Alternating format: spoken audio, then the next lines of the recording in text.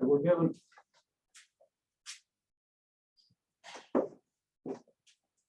the function that gives you the height of the projectile, just like the first equation or the first problem you have on the homework. Okay, there's your height. So we have questions. What's the maximum height? At what time do we reach maximum height? What is a height 50? And what is a height at t equals 3? Right?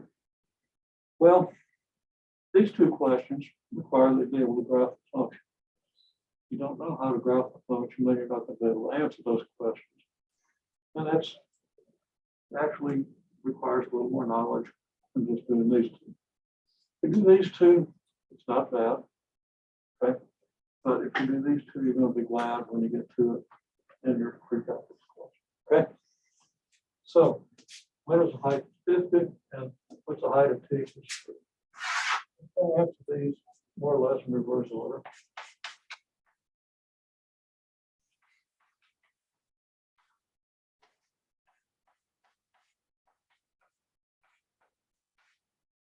Well, if t equals 3, then h of t is h of 3, right?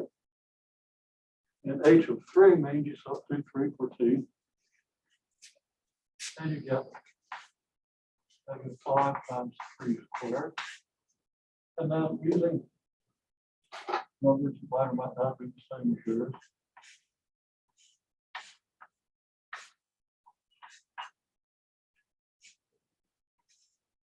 Let's just say that, okay, so my numbers would be, not really my numbers.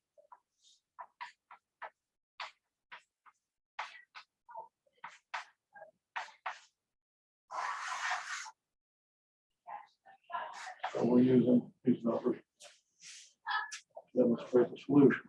And with your numbers, it's going to be very similar. You're just going to plug in and you're going to evaluate it. So this is -5 times 9. So it's 16 times 3 plus 12. Which is -45 plus 38 plus 12, which equals 15. Okay.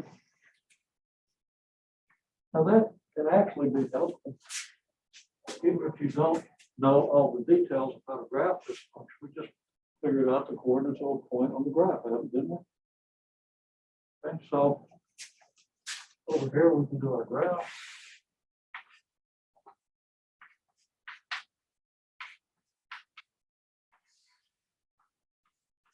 And now we know, so let me stop a second.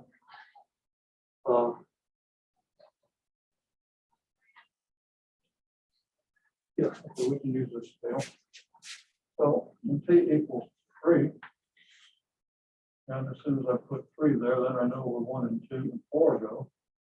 And hopefully we don't need too much more than that. When t equals 3, the height is 15. Now we don't know how high this thing is going to go. But I think it's kind of safe we go up to, let's say, 60. Well, this is why you would really want to start. You want to get a picture of this with the first question, which is how do you graph this function? Okay. But we do know then that the graph will go through the point 315.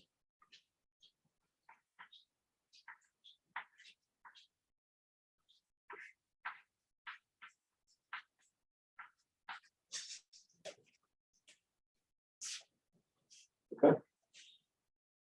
Okay, well. So where does the height 50?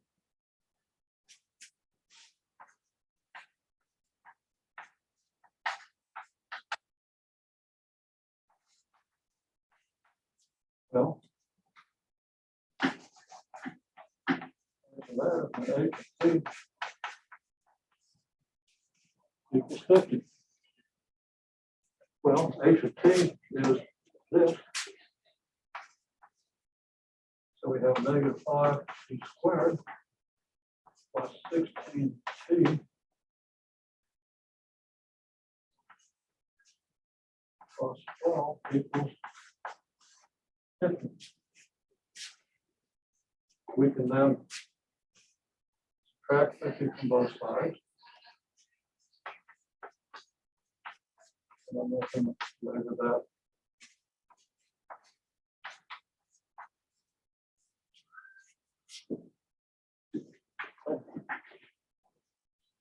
And we get equals 0 now. Now that we have the equation into the standard form of a quadratic, into the general form of a quadratic, we got t equals -5. That's our -16. Plus or minus the square root of t squared minus 4 times -5 times -38 over 2 times -5. Now we run into a problem here. 4 times -5 is -20.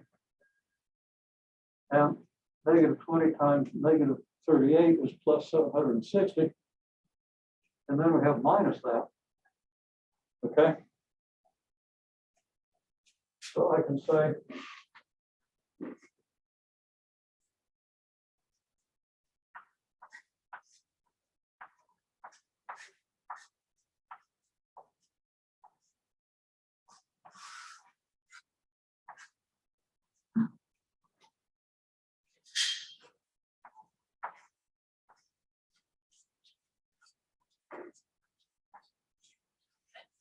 it's kind of small, but this discriminant here is negative. Okay.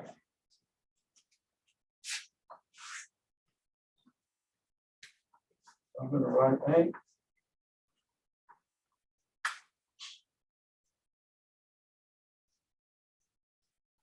What's going to happen?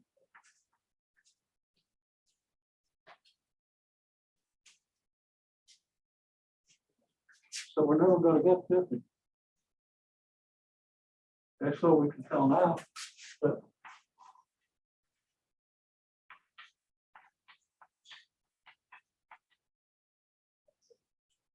H of t is 50 on this line.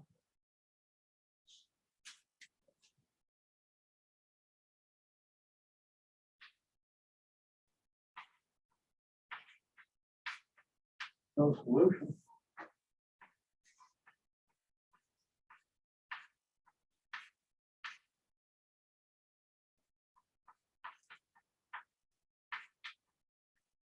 The graph has to be below this line. Okay. Now, if we have 2 solutions here, we have 2 more points on the graph, wouldn't we? So we give you a more reasonable number like 10. Okay. Instead of 50, we'd have a plus 2 here, we'd have 40 here, and 246, 306. We would have found that it's at -16 plus or minus about 17.5. Okay. And we'd have 2 solutions, and we would have then done a little bit more. But that's not what we have. So we do have information, but we know that the graph is a parabola. It has to go through this point. It means it's going to have to be upside down. Okay.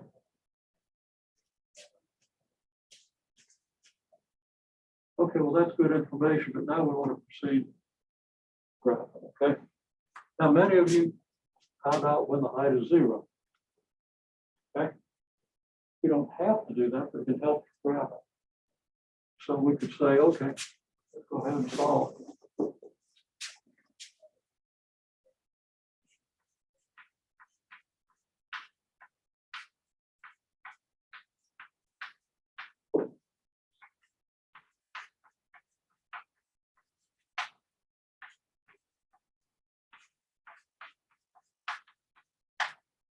Find when h of t equals 0, we get -5t squared plus 16t plus 12 equals 0. By the quadratic formula, then t -16 plus or minus 12 16 squared minus 4 times negative 5 times 12. All that divided by 2 times negative 5. And this comes out 20 times 12, which is 240, added to 256 gives us 506.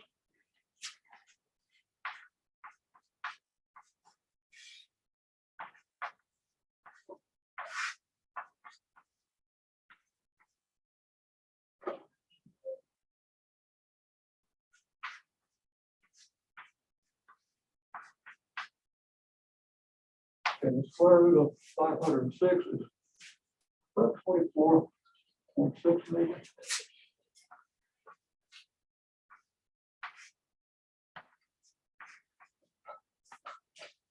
Second right, this is negative 16 over negative 10, plus about 24.6 over negative 10, which equals 1.6 plus or minus 2.46.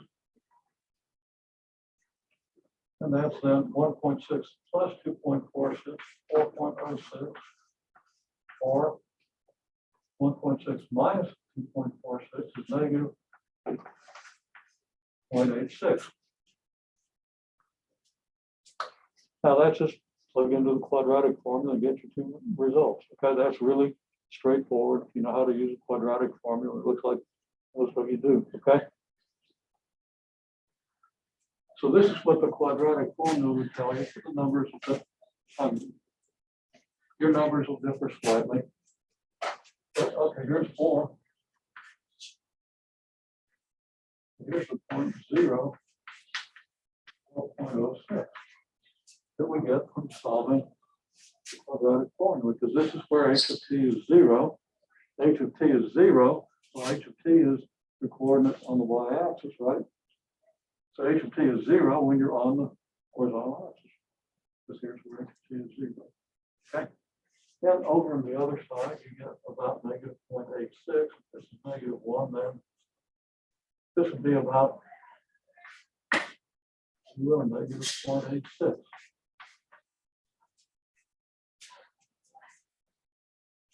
Okay. Now we haven't really used the techniques for graphing and quadratic, but now at this point, we can kind of see how the thing's going to go. It's got to have a peak somewhere between here and here, because it's got to be upside down, because the whole graph is below this line. It's got to be like this, and of course, it goes through these points. It's got to be that way anyhow. So we can say, okay, well, let's see, I'll come up here and back down here. It'll be kind of like this. Make a guess. Okay.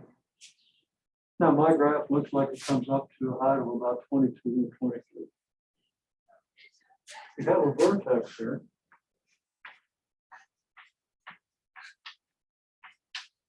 And the vertex lies on the axis of symmetry.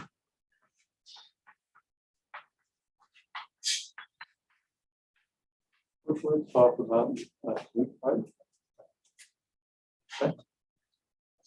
You got the axis of symmetry.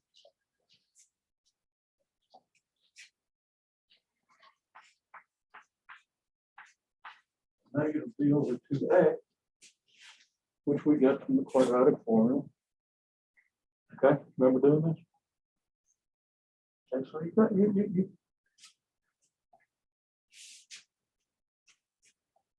It's not absolutely required that you lock this whole picture in, but if you do, your life is going to be much easier in a couple of weeks and pre-calculus. Okay, and sometime next week, depending on which class you're in. So there's your axis of symmetry. The vertex is on the axis of symmetry. Okay. So now we're using what we've learned about the graph of a quadratic function. Now, why negative b over 2a? Remember that your quadratic formula has the expression negative b plus or minus the square root of b squared minus 4ac. I think you have to know this. All divided by 2a.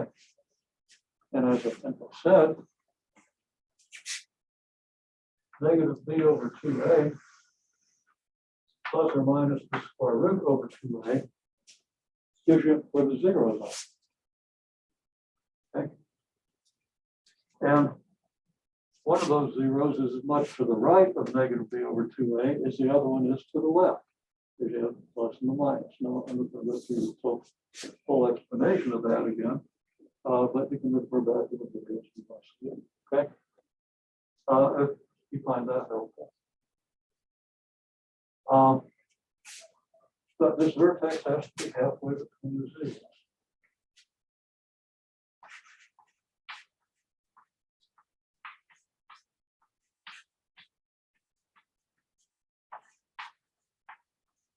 By the zeros, I mean the points before the x coordinates, where the graph, or the t coordinates, in this case, where the graph meets the horizontal axis. Okay. Well, negative b over 2a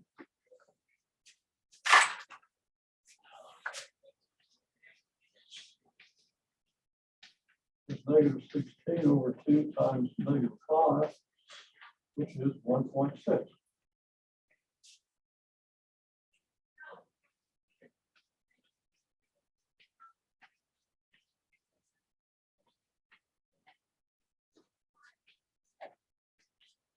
The axis of symmetry is equals 1.6. That makes sense. Here's 2, here's 3. Here is x equals 1.6. That looks about right, doesn't it? I just lucked out. I'm doing an unusually symmetric parabola or something. I just lucked out on scale. Okay. It usually wouldn't be that close. But that does look pretty much like 1.6. Definitely to the right of 1.5 and not that far about it. Okay.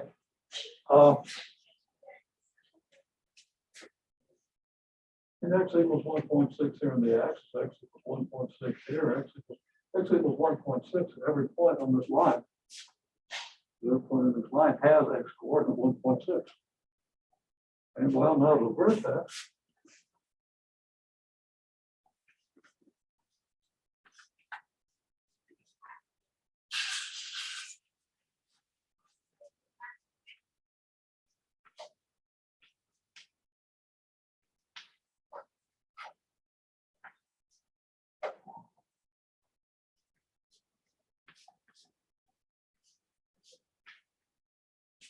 so that the y coordinate of your vertex is whatever your function says, your h evaluated at 1.6. So if you plug 1.6 into your function and you find what the y coordinate is, and that tells you how high it goes. You already know when it reaches the height. You just found that that's going to be at, and it's not x, it's t. That's going to be at t equals 1.6. Yeah.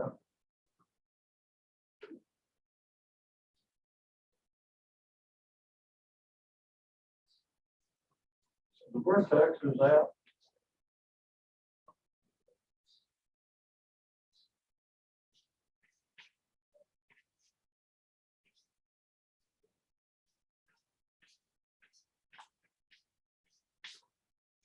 1.6, h of 1.6. H of 1.6 is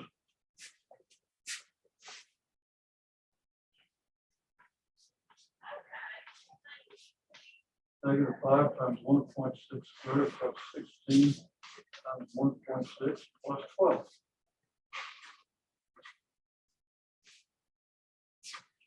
Equals, and I'll have to approximate it a little bit. 1.6 squared is 2.56, around 2.5, just a little more. So that's going to be about negative 12.5. Added to 12 is negative 0.5. 16 times 1.6 is 25.6. So it's about maybe 24.8. I got a big question mark there. Usually written. Okay. And actually, that's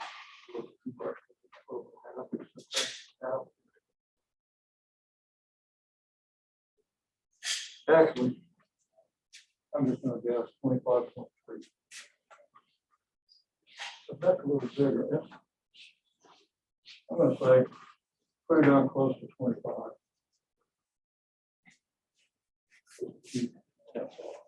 If I did my arithmetic correctly in my people brain, okay? And you can check my arithmetic. The process is what you see. So now the vertex happens when the height is 25, right? Now, when I drop down this curve here, if I take this vertex back over here, yeah, it looks a lot like 23. Okay? Well, that tells me that 25 should be pretty close. And if I wanted to draw this a little more accurate thing, I have to go up just a little bit higher.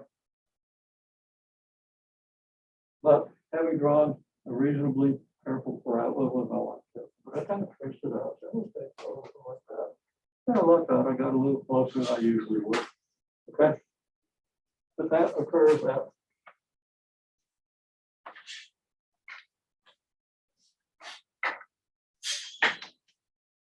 approximately 1.625. And there's everything you need to know to answer all these questions. Okay, so again, we see these two questions come, this one just from plugging into the equation. Because I gave you t and I gave you the function. Okay. This one comes from setting the function equal to 50, but that doesn't go that high. We got a negative under the square root. The discriminant was negative, in other words. Call that quantity under the square root the discriminant. If it's negative, you don't have a solution because the square root of a negative is not a real number. There's nothing you can square to get a negative. Square any real number, you're going to get 0 or positive. Okay. There we have it. So, you know, I just said this ain't going to happen. So we concluded the graph is below the x equals 50 line. And then we went ahead and did the analysis that we would use to find the maximum height. And to find the maximum height, you got to figure out where the vertex is. Figure out where the vertex is, you got to figure out what the axis of symmetry is. You know how to look at the quadratic formula. You see where the axis of symmetry is. It's really easy to get. And you plug that number into the h function and you get the y coordinate of your vertex. So you know the time, which is 1.6, whatever time units are. And you know the height, which is about 25. So if this is a basketball shot, you know you need at least 25-foot ceilings to accommodate it. Okay? You know, I never knew how high the ceilings were in the gym. Right off the basketball court, there was a little gymnastic room, and they had a rope that went up the ceiling. I used to climb that thing several times a day. I found my feet slowed me down. It wasn't that high. So I could climb hand over hand. Actually, I could probably just look coordinated enough to use my feet and strong enough to climb hand over hand. No big deal. And I wonder how high that was. At least 20 feet, no more than 30. I don't think a basketball court needs to be over 30. Guy that owns a gym that I go to, owned the gym back in the 90s and early 2000s, was a professional basketball player. Not NBA, but one of the leagues overseas. And they still make good money. So I bought the gym. And he built a house. I had a house built here in town. And he asked me, well, what kind of beams do I need if I want to put a basketball court in my house? How high, how high does it need the beams? I think he was just thinking 20 feet. He was coaching AAU girls team. And her girls can shoot a basketball way further than I can. I could in my prime, I can't even shoot them. But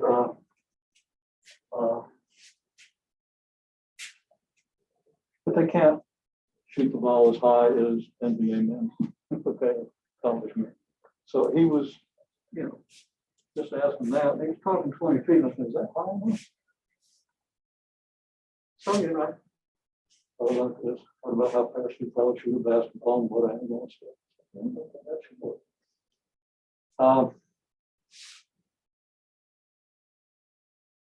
So there are applications. Then I had to figure out things about the beams, and I said, we better talk to structural engineer, but here's what I found. Okay. Now that whole story is just not relevant. Some of this stuff in concrete situations. Okay. You also have the examples we did last time about profit and revenue and stuff. That's what we did last time, wasn't it? Profit revenue model. I'm sure that's what I would have done. I never know what I've done in what class when I think that hard. It's usually logical. I just look at the assignments I remember. So sometimes I need to check. Okay. Anyhow, there it is. Now that's pretty much what you need to do. The next couple of assignments, let me just take a look at those assignments and make sure I'm telling you right. Okay, I noticed now, the very right hand side of the board wasn't there. So there it is if you need to see a little bit more. This is all stuff we did last time. Okay, so you hopefully from this example see how it all gets put together. Now we want to go on and talk about even more wonderful things. Okay. Well, it's really the same stuff.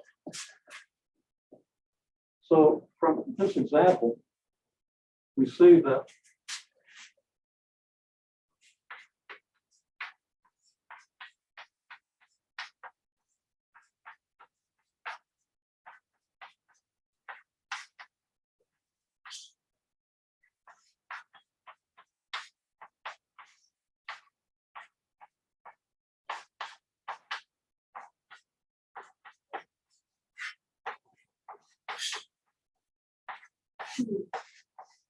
x equals 0. And x is one of these two numbers, assuming they exist. Now you just take it with you. If you get a negative under here, there's no place where x equals 0, so the graph doesn't go through the y-axis. So the x axis.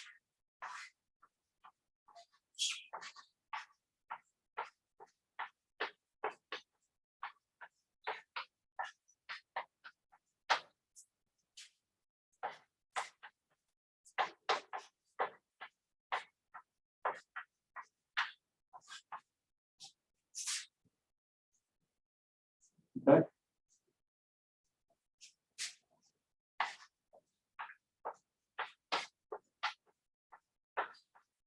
Graph passes through the x-axis at these values together in the quadratic formula and only at these values. Okay.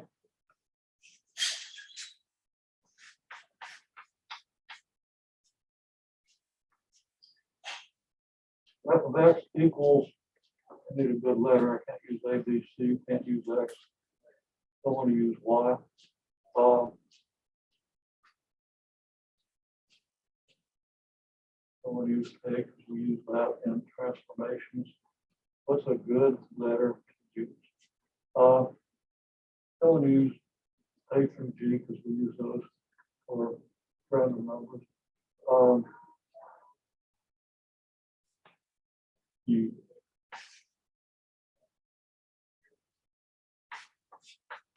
Okay. F of x equals U if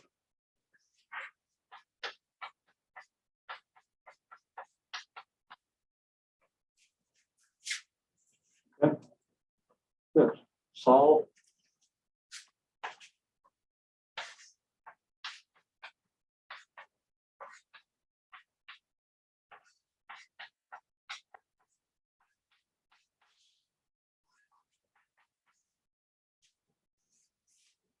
Put this into the form x squared plus bx plus d equals 0, where d is c minus u. and use a quadratic formula.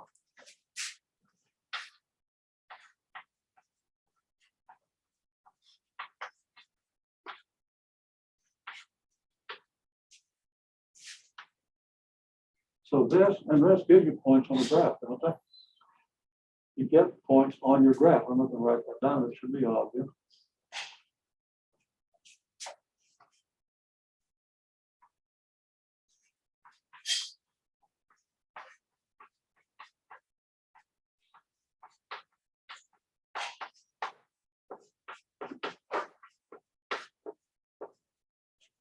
Your axis symmetry is negative b over 2a, halfway between negative b plus this over 2a, negative b minus this over 2a, which I explained so much last time, okay?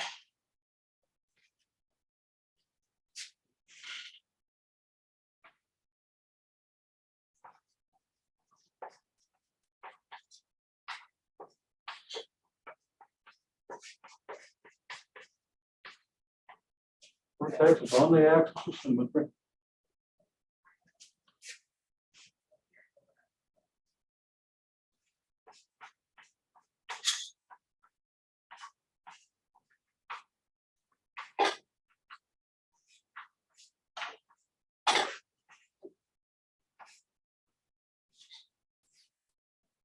At x equals negative b over 2a. And this is just saying, to get the y coordinate, you plug this negative b over 2a, whatever the coordinate of the axis of symmetry is, into the function, as we did in the example. Okay. It's not like you got to memorize f of negative b over 2a, as much as you just got to know that if this is your axis of symmetry, your vertex is on it, so you just plug whatever that is into the function, and it tells you your y coordinate for the vertex. Okay.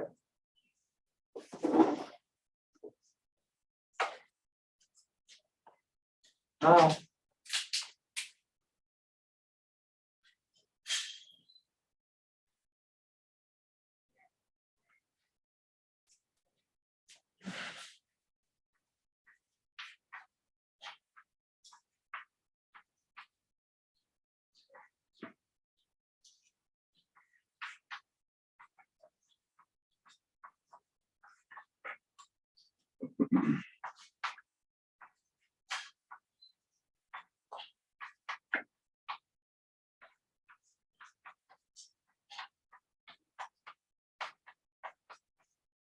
now this is the general form of the quadratic. I think I've got the terminology correct, okay?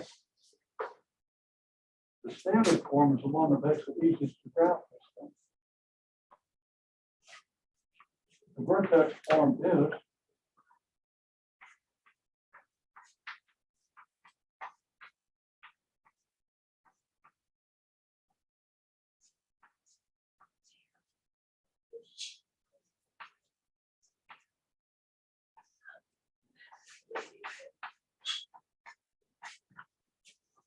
y minus k equals a times f of x minus h.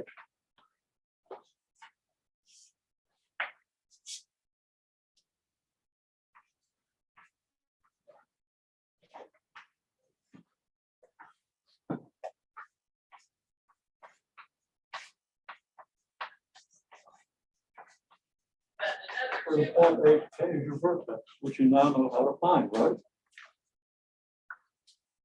Find the vertex by taking the axis of symmetry, plugging the coordinate of the axis of symmetry into the function to get the y coordinate, okay? The x coordinate of the axis of symmetry goes into the function to give you the y coordinate. So if you understand this,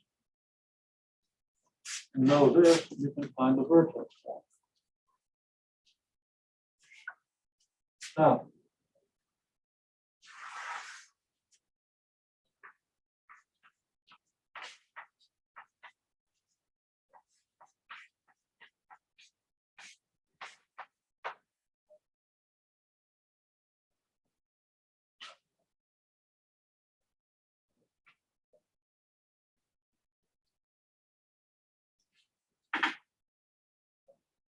I don't know where my F came from there, except for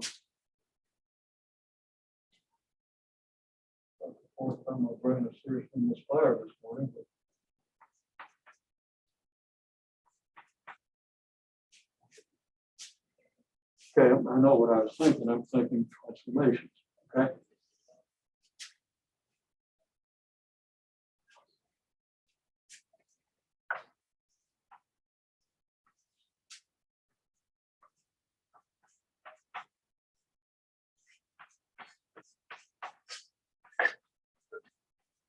So clearly, this, which is the equation in vertex form, is of this form, right? So y equals a f of x minus h plus k. And we see, if we understand transformations, which is a central concept of the course that we've emphasized at length.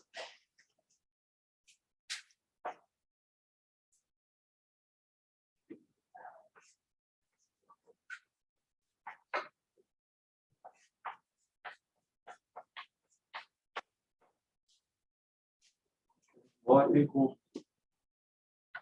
this, where f of x is x squared. And when I say the vertex form is this, right left, there's this is all squared. Y minus k is x minus h quantity squared. Well, let's see how that relates to transformations. What transformations are involved? If you do a times f of x minus h plus k, specifically,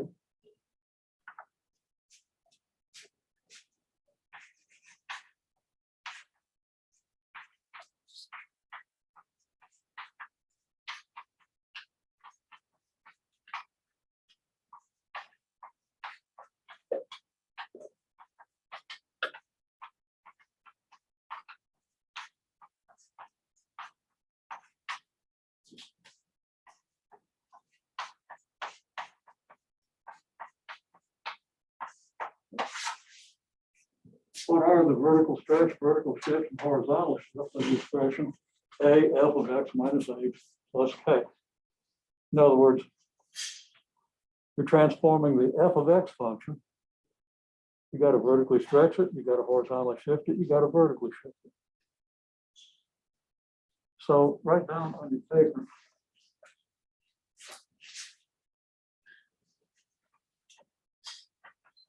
I'll stretch. Okay.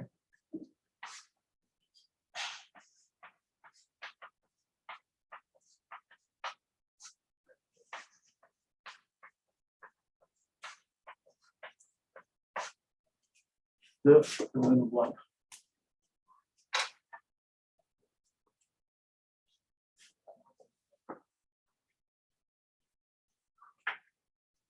And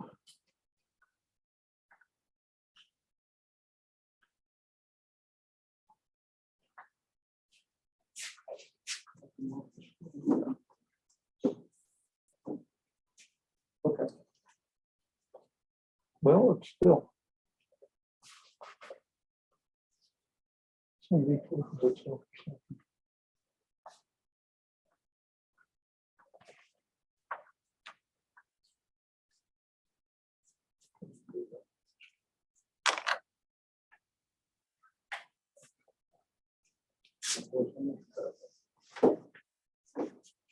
Okay.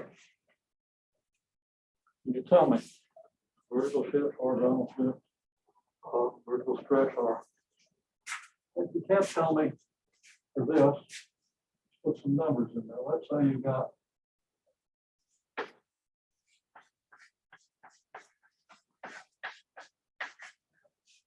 this. What numbers would be your vertical, horizontal, and vertical and horizontal shifts and your vertical stretch? Put the symbols in, you, and if you'd rather put the numbers in, I'll be happy enough with that too.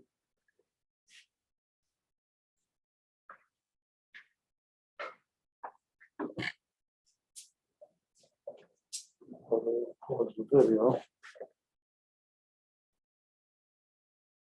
Okay.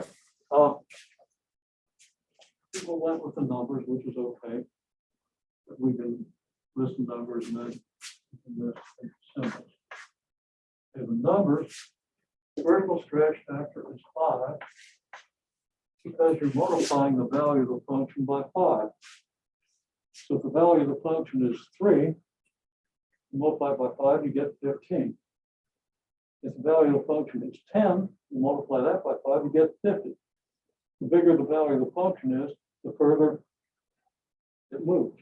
That's a vertical stretch. Now, we've been over that in detail, but it's always kind of a tough thing for people to understand, despite the fact that the written assignments you had in my section, 3 calculus, and a set of rules and so forth, people don't lock into this whole concept. It's really an important concept, one of the most important concepts in the course.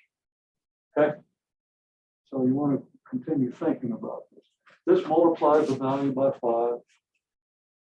Points that are further from the x-axis move further than points that are close to the x-axis. Because when you multiply a bigger number by 5, it increases by more than if you multiply a small number by 5. If you replace x by x minus 3, then to get the same value of that, x has to be 3 units bigger. If x is 3 units bigger, that means you're moving in the horizontal direction 3 units. Okay. Adding 7 to the value of a function takes every y value and increases it by 7. It lifts the graph up 7 units. You want to understand those things. If you're in my class, again, the written assignments have shown you how this works for a set of arbitrary points, how it shifts the graph. And many people have done a pretty good job on the written assignment. A lot of people haven't turned them in, so I'm not surprised if you haven't turned those assignments in, that you don't understand it. Of course, if you do understand it and haven't turned the assignments in, you're probably doing okay, but there's 15 points you lost. Okay, 30 for the 2 assignments, and you probably don't want to lose those points. Okay, well, anyhow, vertical stretch factor is 5, the vertical shift is 7 because you're adding 7. And y equals this. You're multiplying the value of the function by 5. You're adding 7 to the y value. Y value is going to be 7 greater. So the vertical shift is 7. And in order to get the same values of y, x has to be 3 greater. So the horizontal shift is 3. It's plus 3 plus 7. Of course, it's 5. In this form, the vertical shift is A. The horizontal shift is H. Vertical shift, that's vertical. And the horizontal shift is H. This means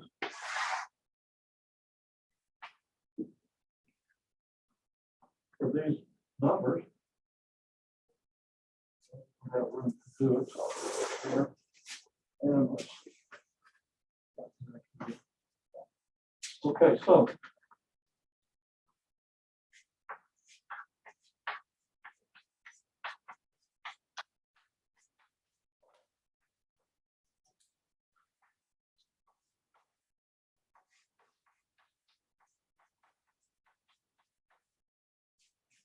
x, if f of x equals x squared, then 5f of x is 5x squared, right?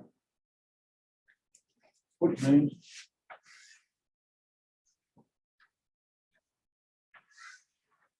if I've got my graph of x squared, so this is, let's say, I'm going to have a pretty flat graph of x squared. So 4 is going to have to go here. I'm going to put 2 out here and negative 2 here. So using my standard values of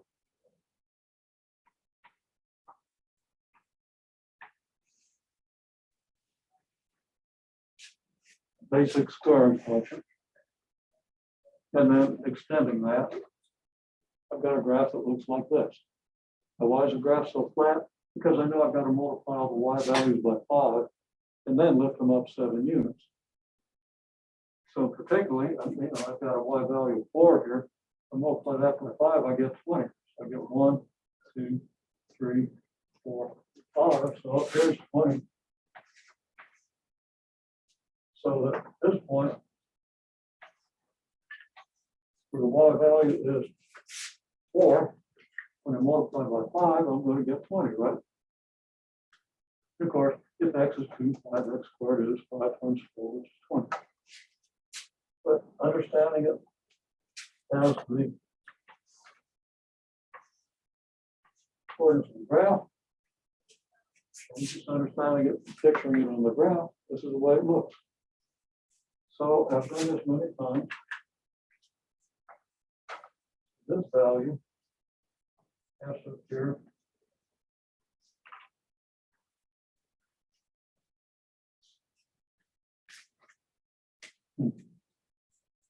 I'm going to change my graph, which is convenient. I got to rate it by 7 anyway.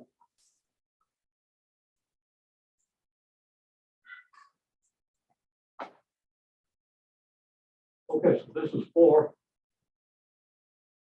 Scale's not real great. Okay, here's 20. And over here, you're going to get 20 again. This value, you get 5 times. Give you a point like here. This value maybe gives you a point here. And this gives you the origin. And here you've got this. And then you've got this. And now you've got this graph, where this is y equals x squared. And this is y equals 5x squared. Again, we notice that the bigger the x value, the further it moves. That's characteristic of a vertical stretch. Then let's vertically shift it. Got to go up 7 more units. Okay, so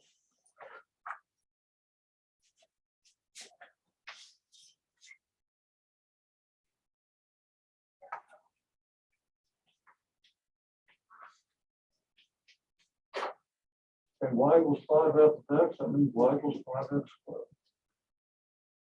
Then we go up 7 units. Then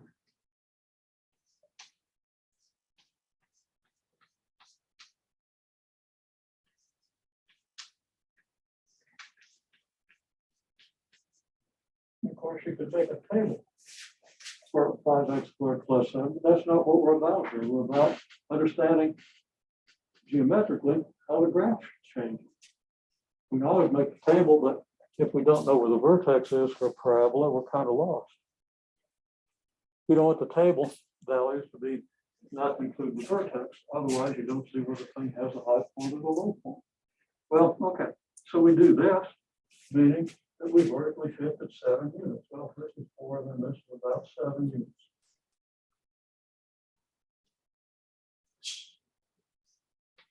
In this case, every point moves up the same distance. As you're not multiplying the y value by something, you're just moving it up. I guess my text is not long enough. Let's try this.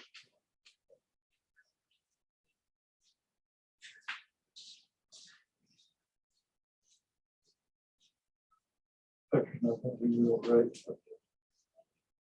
Okay, so that gives us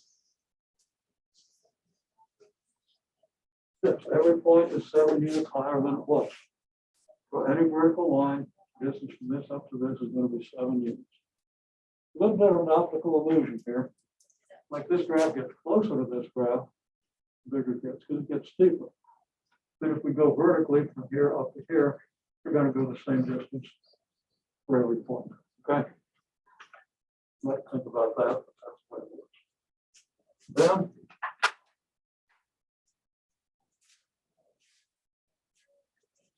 we want to do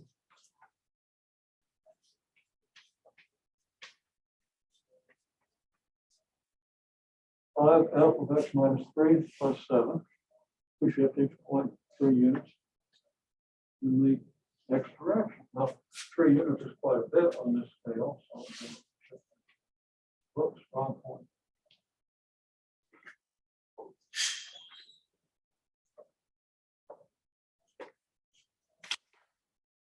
We shift this point 3 units to the right. And I didn't leave myself room to really move it 3 units. There it is. And then we move this point 3 units to the right. And we move this point 3 units to the right. And we move this point 3 units to the right. Now this point corresponds to the, ultimately to the origin. So this point is going to be the vertex.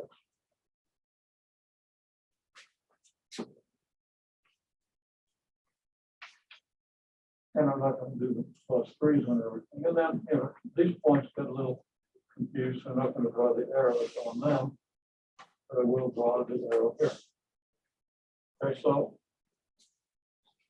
you connect these points with a parabola, come back up to this point, and here is our graph of 5f times 3 plus 7. Now you need to be able to put all this together to understand this well. It's a stretch, and of course, if you don't completely get it, get as much as you can in this course, so when you see it in free calculus, you'll be in a position to understand the rest, okay? And if you get it totally here, then that's just going to save you that much time and effort, and you'll understand the free calculus more deeply, okay? So that's a big deal that we've tried to pull together. Okay, now we've got a couple of minutes. Let me just take a quick look